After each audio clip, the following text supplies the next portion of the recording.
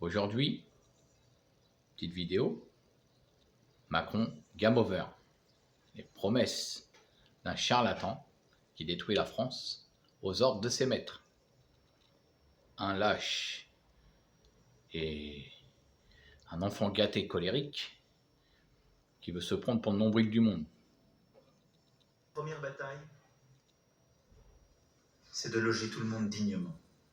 Je ne veux plus, d'ici la fin de l'année, avoir des femmes et des hommes dans les rues, dans les bois ou perdus. C'est une question de dignité, c'est une question d'humanité et d'efficacité là aussi. Deuxième grande gueule, deuxième mytho, c'est parti. Vous faites une rue là, vous allez à Montparnasse, vous faites un rue avec tous les cafés et les restaurants. Franchement, je suis sûr qu'il y en a un sur deux qui recrute en ce moment. Alors, direction le 14e arrondissement de Paris. Les restaurateurs sont-ils prêts à recruter, y compris des personnes qui ne viennent pas de... Ils vont recruter comment? Il les a fermés maintenant. Dans le quartier de Tête Montparnasse, de on ne gland. peut pas rater les annonces placardées sur les vitrines des restaurants. Recherche serveur ou serveuse. Didier est gérant d'une brasserie.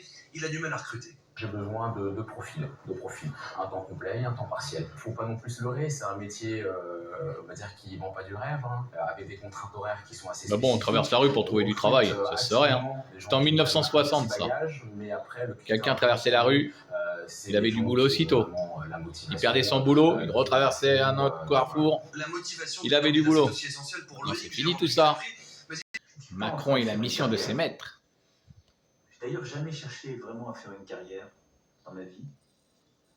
Regardez cette J'ai tête, poursuivi on vous l'a dit, des objectifs, j'ai cherché à comprendre, à apprendre, avec la bave là, à réussir des choses, à mener des complètement combats. starbé. Je crois jamais avoir eu le sentiment que je faisais une carrière.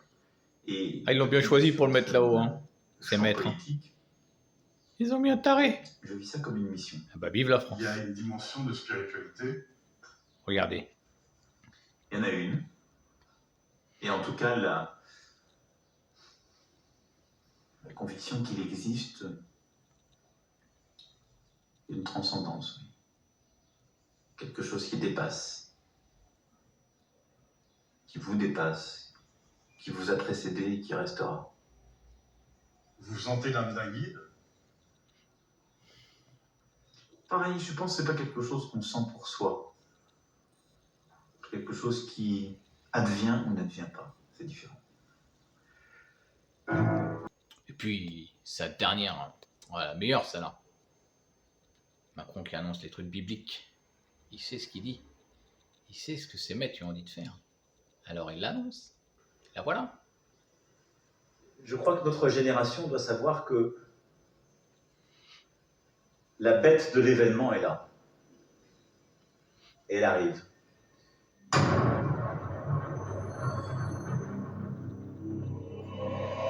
Moi, j'ai une question plutôt personnelle. Est-ce que vous avez jamais imaginé que vous serez dans une situation pareille, que vous devriez gérer une crise pareille? Et qu'est-ce qu'elle change en vous, mais aussi dans la façon d'être président? Écoutez, d'abord, je ne m'étais rien imaginé. Parce que je m'en suis toujours remis au destin. Et au fond, c'est la chose la plus simple à faire. Et ensuite, il faut être disponible pour le destin. Et donc, moi, je suis dans un état de disponibilité pour agir. J'ai des convictions profondes sur ce qu'est mon pays, ce qu'est notre Europe, ce qu'est le cours du monde idéal à mes yeux, qui est fait de liberté, de coopération, d'entraide, d'amitié entre les peuples au sens profond du terme. Ah bon? Tu fais Et tout pour après, les unir. Du gland, va. Je crois que notre génération doit savoir que Elle est là. Je la la ramène. bête de l'événement est là. Je la ramène. Mes maîtres l'ont Et elle arrive. demandé. Et qu'il s'agisse du terrorisme, de cette grande pandémie ou d'autres chocs, il faut la combattre quand elle arrive, avec ce qu'elle a de profondément inattendu, implacable. Il faut le faire en restant conforme à ses principes et n'en rien céder, mais en étant disponible à l'événement pour qu'advienne quelque chose de nouveau. C'est aussi ça. Et donc voilà, j'ai des je ne lâcherai jamais la liberté, les principes démocratiques. La liberté. Et ce qui Il n'y a font plus de nos peuples démocratie. devant quoi que ce soit et quelque ennemi que ce soit.